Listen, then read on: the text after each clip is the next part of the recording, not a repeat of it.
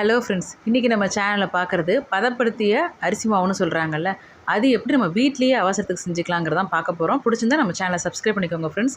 இதுக்கு ஃபஸ்ட்டு நல்லா 2 மணி நேரத்துக்கு கழுவி காய வச்ச தண்ணி, அதாவது தண்ணியை வடிகட்டிட்டு நீங்கள் வடிகட்டில் போட்டு வச்சிங்கன்னா போதும்.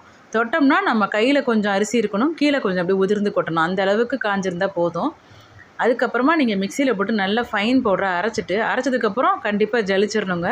அதுக்கப்புறம் இந்த மாதிரி வாணலில் போட்டு ட்ரை மாவை அப்படியே நீங்கள் ட்ரையாக எதுவும் எண்ணெய் போடாமல் அப்படியே வெறும் இதுவாக போட்டு நீங்கள் ஃப்ரை பண்ணி இந்த மாதிரி கோலம் போடுற அளவுக்கு வந்ததுக்கப்புறமா எடுத்து மறுபடியும் நீங்கள் பேப்பரில் போட்டோ இல்லை ஏதோ ஒரு துணியில் போட்டோ காய வச்சுருங்க. 2 நாளைக்கு நம்ம வீட்டிலே நிழல் உலரத்தெல்லாம் உளுத்துட்டு அதுக்கப்புறமா நீங்கள் இதை ஸ்டோர் பண்ணி வச்சுக்கிட்டிங்கன்னா ரொம்ப நாளைக்கு அப்படியே இருக்குங்க. அவசரத்துக்கு நம்ம புட்டு, அதிரசம், இடியாப்பம், கொழுக்கட்டை எது வேணாலும் செஞ்சுக்கலாம். இந்த மாதிரி ஏர்டைட் பாக்ஸில் போட்டு வச்சுக்கோங்க.